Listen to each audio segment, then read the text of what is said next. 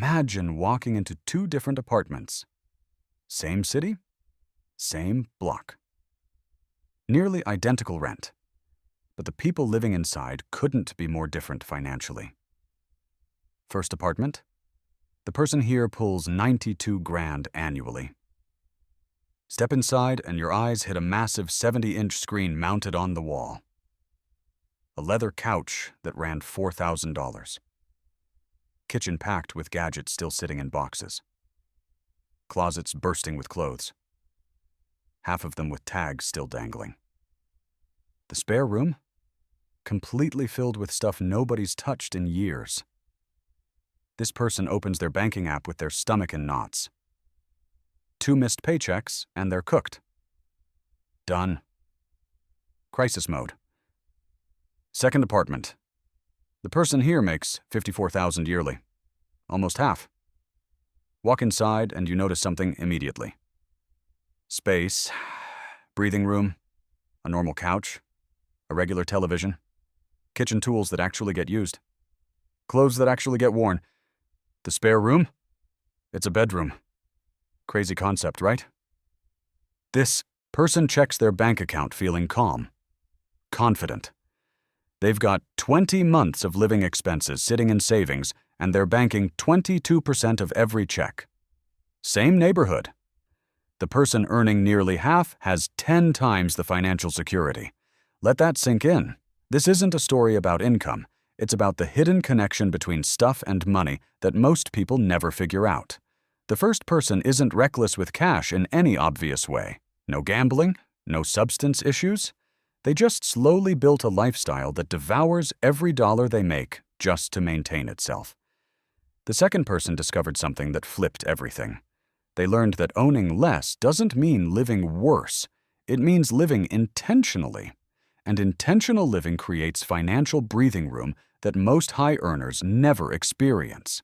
I'm about to walk you through the minimalist money principles that separate people who always have cash from people who never do, regardless of what they earn.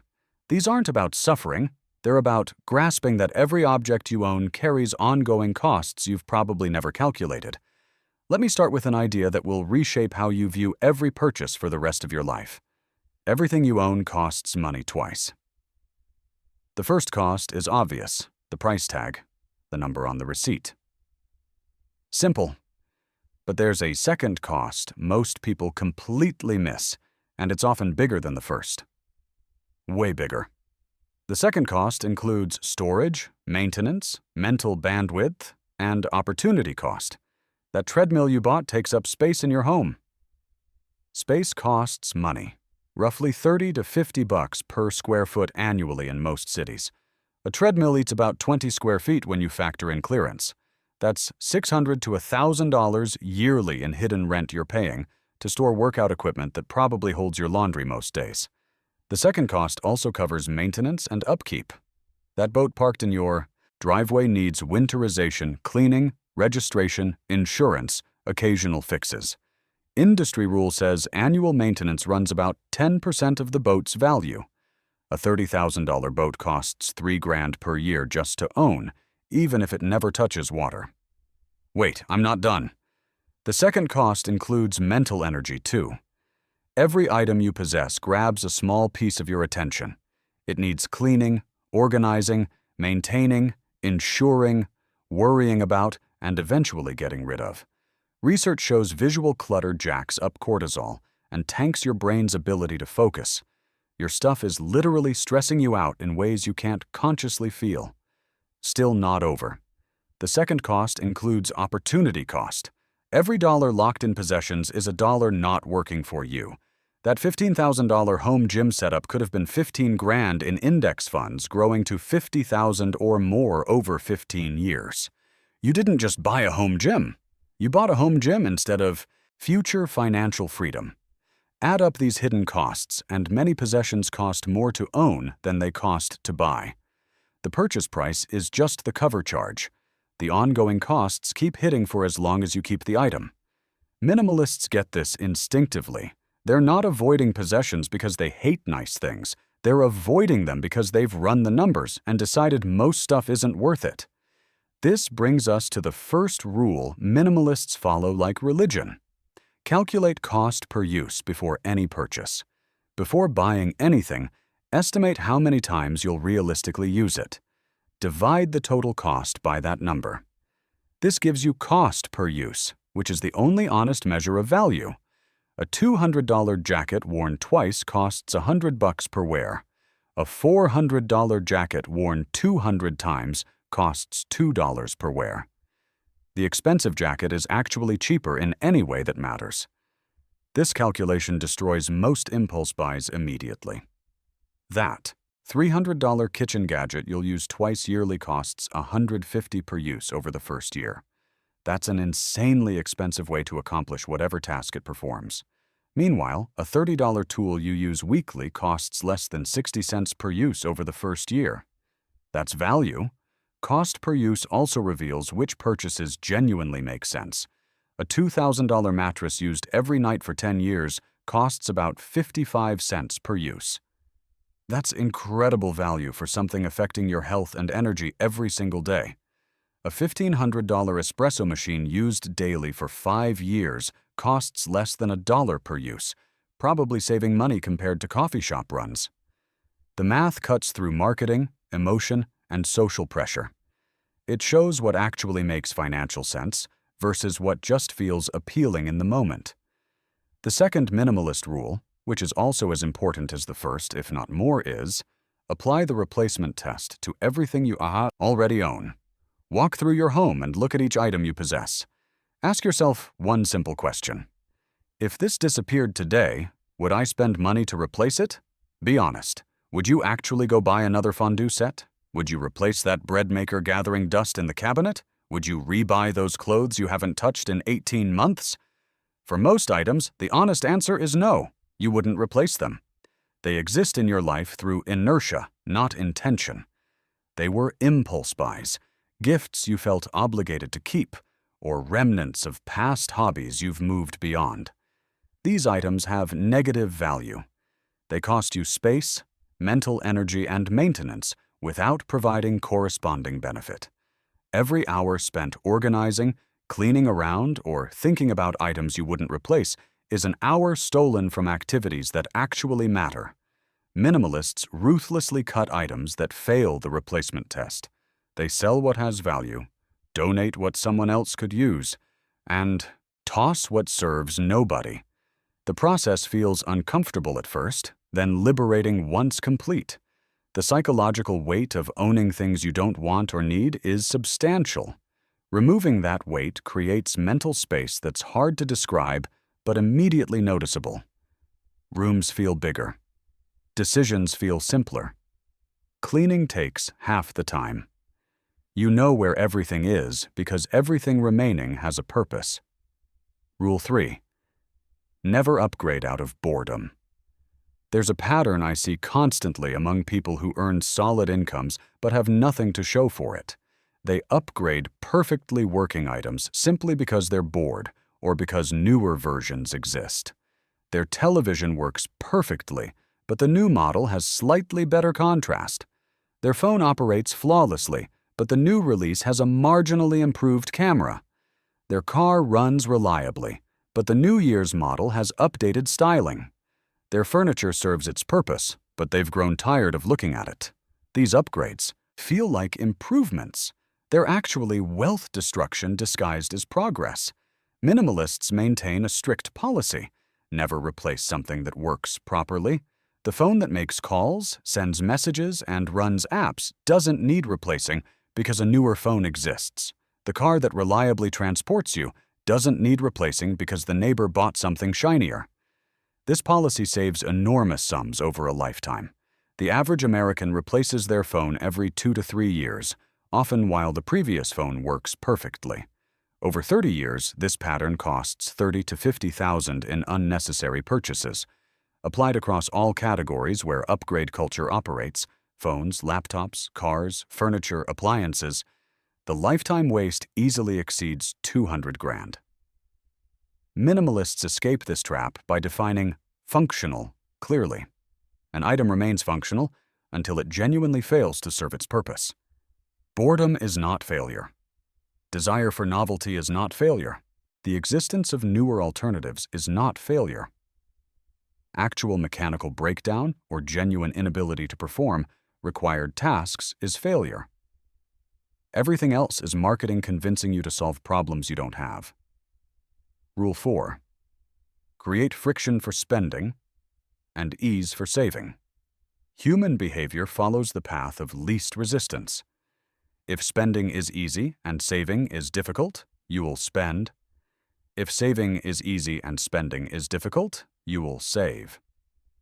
Minimalists engineer their environment to make the right choice, the easy choice. Spending friction looks like removing stored credit card numbers from online retailers. Requiring a 24-hour waiting period before any non-essential purchase. Deleting shopping apps from your phone. Unsubscribing from promotional emails.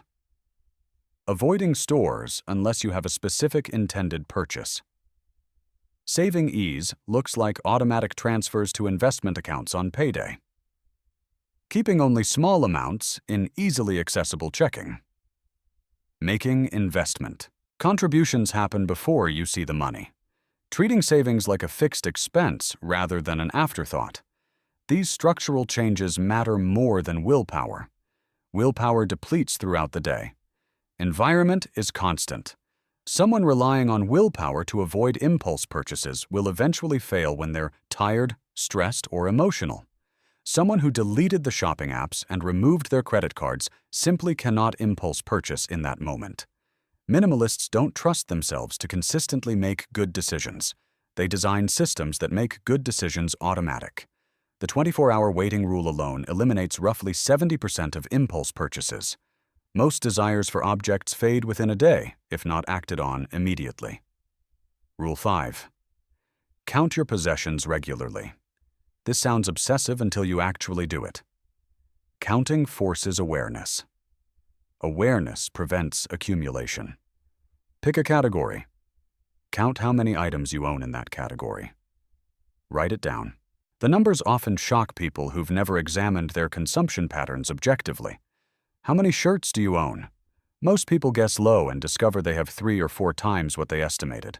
How many kitchen gadgets? How many pairs of shoes? How many items in your junk drawer? How many books you'll never read again? The count itself changes behavior. Once you know you own 47 shirts, buying another feels different. You're not adding a shirt, you're bringing your collection to 48. The absurdity becomes visible. Minimalists track key categories over time. They set maximum thresholds, perhaps 30 items of clothing total, perhaps 15 books at any given time, perhaps a one-in, one-out policy where any new purchase requires removing something existing. These constraints prevent lifestyle creep. Without intentional limits, possessions expand to fill available space. With limits, each addition requires a conscious decision about what it's replacing. That friction alone dramatically reduces acquisition. Rule 6. Rent or borrow before you buy. Most items people purchase get used intensively for a short period, then rarely afterward. The excitement of newness fades. The initial enthusiasm decreases. The item joins the collection of things owned but seldom touched. Minimalists test this pattern by renting or borrowing before committing to ownership. Want to get into camping? Rent equipment for the first few trips?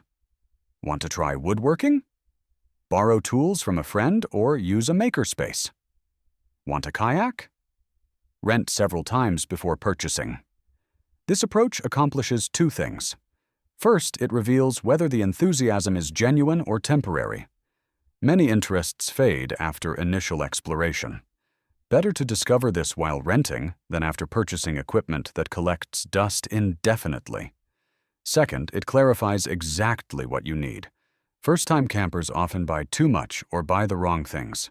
Renting lets you learn before committing. When you eventually purchase, you buy precisely what's necessary rather than guessing. The buy-first mentality costs people enormously over their lifetimes. Closets and garages across America contain dusty remnants of abandoned hobbies. Ski equipment from the phase when they thought they'd ski regularly. Photography gear from when they imagined becoming serious photographers. music equipment from bands that played 2 shows. Minimalists avoid becoming museums of past enthusiasm. They test interests before investing. They maintain flexibility to explore without the burden of ownership. Rule 7. Understand the lifestyle multiplier effect. Every possession you own connects to other possessions. A boat requires a trailer, a hitch-equipped vehicle, storage fees, maintenance supplies, safety equipment, and appropriate clothing. A purchase that seems singular actually triggers a cascade of supporting purchases. This is the lifestyle multiplier. Major purchases multiply into ecosystems of related expenses. The true cost is never just the item itself. Watch how this plays out with common purchases. A home gym requires flooring, mirrors, storage solutions, ventilation considerations, and often renovations to make the space suitable. A pool requires chemical supplies, cleaning equipment, covers, furniture, maintenance tools, and often landscaping to complement the installation. A motorcycle requires gear, storage, maintenance equipment, and often a truck or trailer for transportation to riding locations. Minimalists calculate the full ecosystem cost before any major purchase. They know that a $5,000 purchase might actually represent $8,000 or $12,000 when all the multiplier expenses are included. This full accounting often transforms what seemed like a reasonable purchase into something clearly excessive. The multiplier effect also works in reverse. Eliminating one major possession often eliminates an entire category of related expenses. Selling the boat means no more storage fees, insurance, registration, maintenance, or towing costs. The savings extend far beyond the item's value. Rule 8. Define enough before you start earning. Here's something that traps high earners constantly. They never define what enough looks like. So they keep purchasing more without ever arriving at satisfaction. Their income increases, so they upgrade their lifestyle. The new lifestyle becomes normal, so they need another income increase to feel progress. This cycle continues indefinitely. People earning $300,000 feel just as financially stressed as people earning $80,000 because their expectations and expenses expanded alongside their income. Minimalists break this cycle by defining enough before they start earning. They decide in advance what kind of home is sufficient, what kind of car meets their needs, what level of material comfort constitutes genuine satisfaction. Then they earn toward that target rather than constantly moving the goalpost. This might mean deciding that a $300,000 to $20,000 home is enough, even if you eventually could afford $550,000. It might mean deciding that a $28,000 car is enough, even when colleagues drive $60,000 vehicles. It might mean deciding that your current wardrobe is enough, even as your income could support constant upgrades. Defining enough creates a finish line. Without it, you're running an endless race where lifestyle expansion always outpaces income growth. With it, you reach a point where additional income flows entirely to saving and investing rather than consumption. The person who defined enough at $58,000 of annual spending and then started earning $140,000 builds wealth at an extraordinary rate. The $82,000 difference between income and enough goes directly to financial freedom. Meanwhile, someone earning the same $140,000 but constantly redefining enough upward might save almost nothing. Rule 9. Measure wealth by optionality, not accumulation. The conventional view measures wealth by what you have. Houses, cars, possessions, visible markers of success. Minimalists measure wealth differently. They measure it by what they can choose. Can you leave a job that's destroying your mental health? Can you take 6 months off to handle a family emergency? Can you move to a new city for a relationship? Can you start a business without guaranteed income? Can you retire before 65? Can you say no to opportunities that pay well but compromise your values? These options represent true wealth. They're only available to people who've built substantial margin between their income and expenses. The person earning $190,000 but spending $185,000 has almost no optionality. They're chained to their income requirement. The person earning $78,000 but spending $42,000 has extraordinary optionality. They can absorb disruptions, take risks, and make choices based on preference rather than financial necessity. Minimalists understand that optionality requires liquid resources more than physical possessions. The money tied up in a car you don't need is money that can't buy your freedom when you need it. The home equity locked in excess house is equity that can't fund a career transition or extended time off. This perspective transforms spending decisions. Each purchase isn't just exchanging money for an object, it's trading optionality for possession. Is this item worth reducing your ability to make free choices about your life? Sometimes yes, often no. Rule 10. Practice cyclical decluttering rather than annual purging.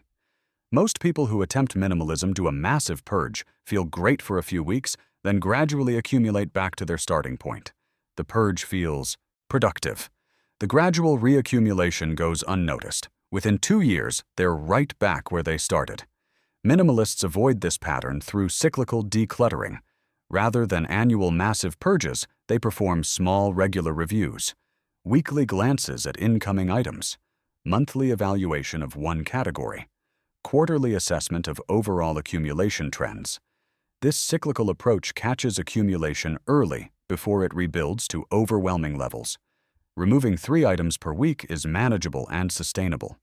Removing 300 items once per year feels overwhelming and often gets postponed indefinitely. The cyclical approach also maintains awareness. When you evaluate your possessions regularly, you notice patterns. You see which categories tend to grow. You identify which emotional states trigger acquisition. You recognize which marketing tactics work on you specifically. This awareness enables prevention rather than just treatment. Let me give you a practical implementation of these rules that you can start today. This week, walk through your home with the replacement test in mind. Identify 10 items you would not replace if they disappeared. Sell, donate, or discard those items. Notice how it feels to remove things you don't actually want. This month, implement the 24-hour rule for all non-essential purchases. Track how many purchase desires survive the waiting period versus how many evaporate. The data will reveal how much of your spending is impulsive rather than intentional. This quarter, count your possessions in 3 categories that tend to accumulate for most people. Clothing, kitchen items, and media or entertainment are useful starting points. Set a maximum threshold for each category based on what you actually use. This year, define what enough looks like across major spending categories.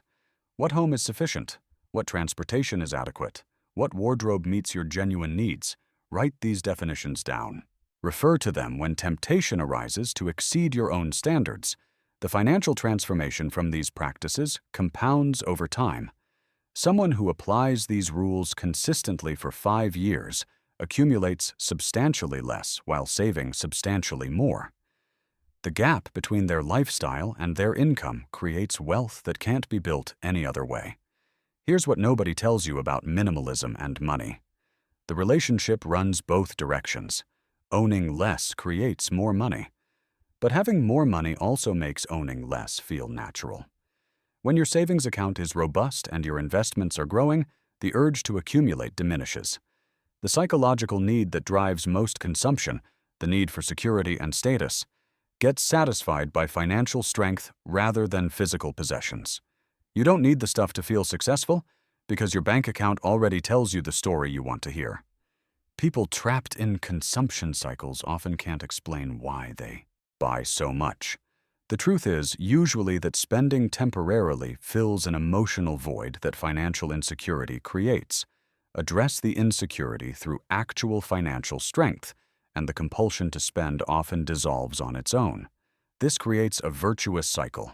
Spending less leads to saving more.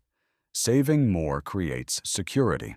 Security reduces the emotional drive to spend. Reduced spending accelerates saving further. Each turn of the cycle reinforces the next. The opposite cycle is equally powerful but destructive. Spending everything creates insecurity. Insecurity drives more spending as temporary emotional relief. More spending deepens insecurity. The cycle continues until some external shock forces a breaking point. The minimalist rules I've outlined aren't about suffering or deprivation. They're about recognizing that most consumption doesn't actually improve life satisfaction. Research consistently shows that beyond a baseline of security and comfort, additional purchases contribute minimally to well-being. Yet most people spend as if happiness scales linearly with spending. Minimalists align their behavior with this research. They spend enough to be comfortable, then redirect the excess toward freedom rather than accumulation. They end up with less stuff and more life. Here's the paradox that blows people's minds. The person earning less often has more financial security because they never had the income to build an expensive lifestyle in the first place. They were forced to define enough at a lower threshold out of necessity. The person earning more often has less security because their lifestyle expanded to match their income. They have the income to support massive spending, so they do, and now they're trapped maintaining it. This is why you see people making 6 figures living paycheck to paycheck, while people making 50 grand have 20 months of expenses saved. It's not the income. It's never the income. It's the gap between income and lifestyle. That apartment I described at the beginning, the one belonging to someone earning $54,000 with 20 months of savings, belongs to someone applying these rules consistently. They didn't get there through exceptional income. They got there through exceptional clarity about what actually matters. The other apartment, the one belonging to someone earning $92,000 whose 2 paychecks from crisis, belongs to someone who never questioned the assumption that more stuff equals better life. Both lifestyles are available to you regardless of what you currently earn. The choice is simply whether you want to own your possessions or whether you're comfortable with your possessions owning you. The math strongly favors the first option. So does the peace of mind. Let me leave you with one final thought that ties all of this together. Real wealth isn't measured in what you own.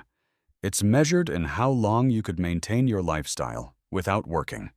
Does person with the 70-inch television and $4,000 couch? They could last maybe 3 weeks without a paycheck. That's not wealth. That's financial fragility disguised as success. The person with the modest apartment and 20 months of savings? They could weather nearly 2 years of zero income. That's actual wealth. That's security. That's freedom. And here's the thing. Building that kind of wealth doesn't require a massive income. It requires something way more rare.